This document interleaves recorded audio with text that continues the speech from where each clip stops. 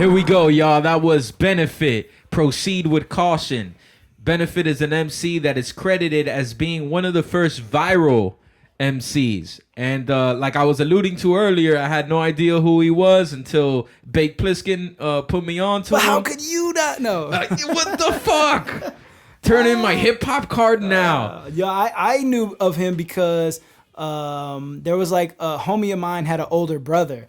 And he was like a few years older, and he was that kid on the block in our little neighborhood in Hollywood where he was the dude who like would find out all the shit. Like he had a connect in New York, so he would like get mixtapes, and he was super tuned into it and had vinyl and all that shit before I even was like digging or collecting or anything. And he was putting us on to people, but he was also like dissing us. He was like sunning us too. He's like big broing us. He was like, "Oh, you got into the 36 Chambers? Like you guys think you're fucking cool now or whatever?" Like we've been listening to Wu-Tang forever. Like he mentioned Eminem to me before Eminem like had done anything with Dre super early on, you know. And I'm like, how the fuck do you find out about all this shit? Back then it seemed like impossible to find out new shit. But he put us on to Benefit, and then I started finding his tracks on Napster or LimeWire at that point, or one or the other. And yeah, I always thought he was dope. And what was cool about him is that we knew nothing fucking about him. You know, I didn't realize he was from Florida. Yeah. That's why cats are like, "Yo, you didn't know, and he's from Florida. You're supposed to know everything in Florida." I actually never knew he was from Florida. I just knew that he was this guy, and he had these songs that were like everyone was downloading on these fucking sharing services, and he was like a mystery. Like never seen an interview, never seen a picture, didn't know what he looked like. Fucking didn't realize until this year, the last couple of years that he was from Florida. And the reason why I figured that out is because I saw him pop up on Instagram somehow. Well, and here's the thing, that when I found out about him and I did my research and I was like, damn, this dude's dope, you know? Yeah. I'm like, I wonder if he's on Instagram. So boom, I look him up on Instagram, and lo and behold, I see like interactions between you and him, and I'm like, oh, okay. Even Rek knew who the fuck I was this was. geeking out because I had always been a fan, and he was such a fucking enigma to me. Like he was kind of like an MF Doom in a way, but with less exposure. Like because the exposure he had was in a different era, you know, and there wasn't a lot of physical. You couldn't get a copy of a CD on him. It was only through those downloads. So there was like so much less to go on with him than there was like an MF Doom. So he was just like, it was just cool as fuck to find him. And then when I found him, I followed him and commented on something of his, and he hit me back, and he was aware of who I was, which I was like, oh shit, that's tight. And he was like, yo man, I'm a fan of your shit. He's like, yo, he mentioned a record I had done, and he was like, that last shit super fucking dope. I'm looking forward to your next shit, whatever. And I was like, yo, that's so tight. And then he was selling CDs, and I was like, bro, I'm copping one. So I copped one, and he sent me like a, handwritten message where he was like, yo, loved Pressure Point, and like fucking much love, boom, boom, boom, whatever. And it was dope. It was just like a moment to me that was like, wow, like someone I was such a fan of as a kid, teenager, whatever, and to like come full circle to have him like giving me props and being like so, and us having that exchange online. Yeah, it's just that's fucking. what's up. I was geeking out, I think I don't know what part of Florida he's from. I don't know if it's Central Florida or if it's Tampa area. I'm not too sure what part, Central but somewhere, but I don't know either. But yeah, man. Apparently he won like a Public Enemy online contest that they were having. Like Public Enemy, like a lot of people don't like remember, but like I remember in 1999 and 2000, Public Enemy was like full-fledged with the internet and being like, this is the future, this is what it is, this is gonna take over the music industry. And I'm like, back then I was like, all right, whatever, you know what I mean? But oh man, they called it hard. They did a Slam Bush event on South Beach, and when we were like running around South Beach, and a little bit later than that. But still, like they were real, like man, they were always just real ahead of the curve when it came to that kind of shit. Let me ask you this: you kind of mentioned him earlier, Eminem, and it must get annoying for you. You know that like countless interviews must bring up Eminem to you. Or maybe they did so more back in the days than now. Yeah. Like in this day and age, it's not that common. But yeah, coming up, it was always the comparison. Everyone that ever heard of anyone rap that sounded like remotely white in any way, they were like, "Oh, you sound like Eminem." Like that would happen a lot. Yeah. A lot. You mentioned it in we played in a Little Rats joint earlier, and I was telling you like my favorite joint went on that Infestations, his Daily Shuffle, and you had that one line where you mentioned Marshall Mathers. You know, he's not Marshall Mathers. Oh yeah, because it was that. I mean, I've always been a fan of M, especially back then. I was. His first couple albums were very resonant with me, and then it's kind of like scattered throughout his catalog from there. But he was, we all fucked with him. I thought he was super dope, but it did get tiring after a while in that era to be like, all right, everybody thinks if you don't sound like any other fucking rapper, you're just sounding like Eminem, you know. And it was definitely something that we were like, all right, whatever, you know. And especially if you come from battle pedigree, then the comparison gets even more on you because of the lore of Eminem with the Scribble Jam and all that shit, you know, going on. Yeah. A lot of my friends thought I was like Nostradamus of rap music, because like I was up on Eminem before the Dre shit happened. I was up on 50 Cent before, like when he was with Trackmasters and shit, and I would have posters, like, you know, remember Street Teams?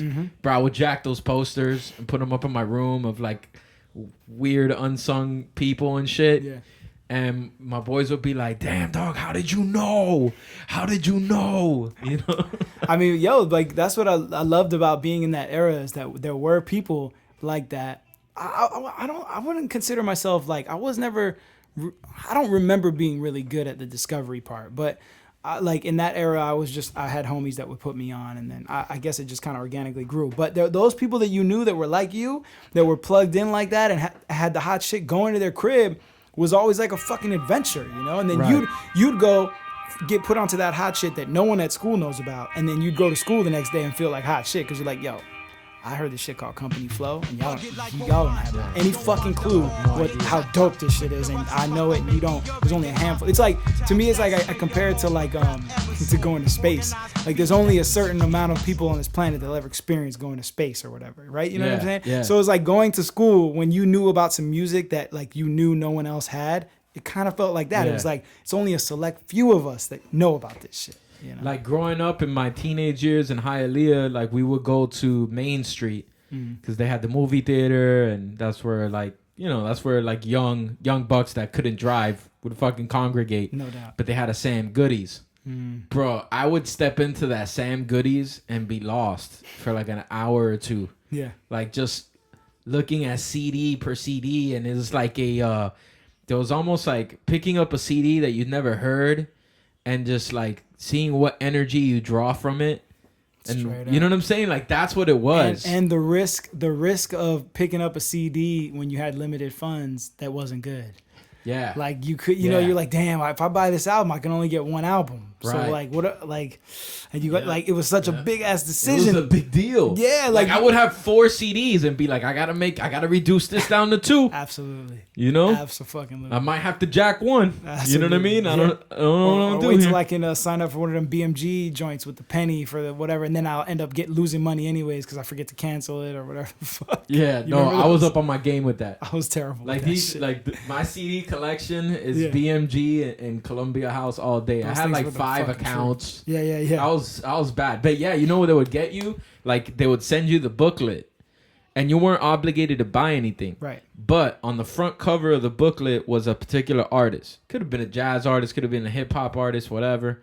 And then if you didn't send them a response saying, "Hey, I don't want anything," then they would send you whoever was on that front cover. The featured or whatever, yeah. And then if they sent you that, you had to send it back telling them, "Hey, I don't want this." Yeah. But if you didn't, then you owed that shit. Absolutely. They got me like that a lot. Yeah. They got me like, back then it was a lot of money.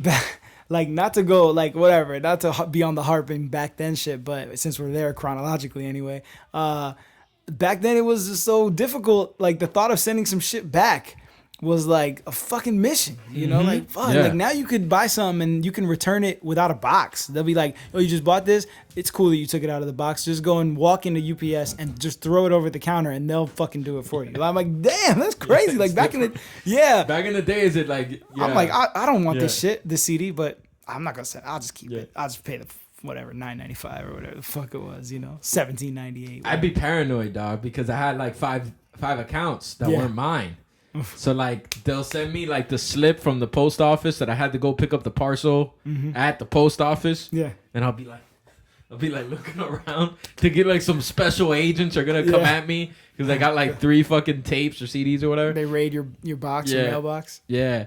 Well, you know, with Benefit, this is one of the reasons I wanted to play that. Aside from for what we already got into, he was known for like that early stage and recording it on a cheap mic. Mm-hmm. Early rap days for you. What's the cheapest, recording method that you took part in? Oh man, me and I had a homie named Lewis when I lived in our first neighborhood in North Miami, and me and him wanted to start like our own radio station, and at that time the only means we had to do it was we had those the boom boxes with the speakers that you could pull off the side, and then the 2 tape decks and the CD player. But you could play the tapes at the same time, or you could play something from the CD and the tape and record it. So you could like record and at the same time play music, Okay. And then there was a little microphone that we could plug into it, like a handheld, real cheapy, fucking $2 thing, and we hooked it into that.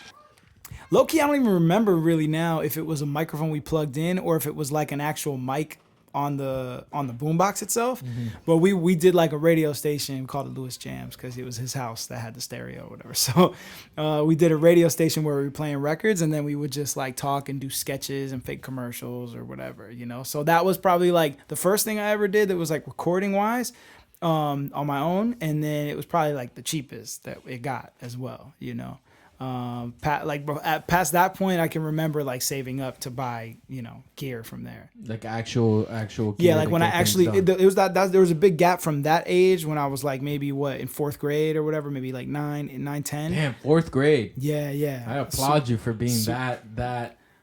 You know what I'm saying? Focused. Well, my family's all into into music and the arts and shit. And my dad was recording and writing songs already, so I kind of seen him doing it. So even that young, even though he didn't live with us at this point, he had just about moved away. I was already seeing him be like, damn, like I was into it. My family was always into music, so I just kind of had them to like open me up to it really early. So I started writing songs around that time as well, like little dumbass songs or whatever, and trying to do radio shit, and I knew I wanted to be somewhere in that realm, Did you ever record on a Tascam, like one of the tape Tascams, or did you go straight into digital because just the timing of everything? I did record some stuff on the Tascam. My pops had one, and he gifted it to me when he either upgraded or he was like over it with that particular machine. He sent me a Tascam, the 4-track. And I actually, when I told you I was on a gear like buying spree recently because I had discovered Reverb. You fuck with Reverb? Which Reverb's it's like a website. It's kind of like an eBay, but for I probably shouldn't tell you about it. Yeah, I've gone to that website. Yeah. So it's like a reseller. It's like a reseller, like not auctions, but it's like a reseller site that basically it's just music. Just gear. Yeah. So I got into a little kick where I was like buying like some vintage gear and got really addicted to like vintage synths and shit.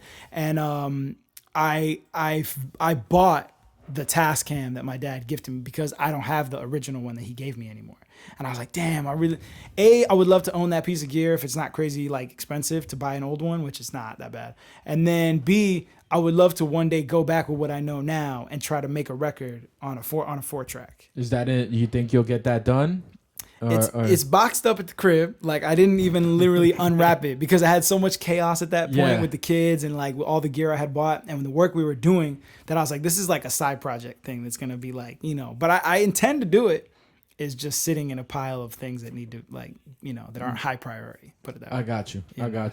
All right, so let's move into this next joint. And this dude sent me this track. It was a little too late for a particular episode that I was gonna play it on, but I think it's worth putting it here. Oh fuck, I fucked that up. It's not this song. Yeah. All right, let's go. Better things.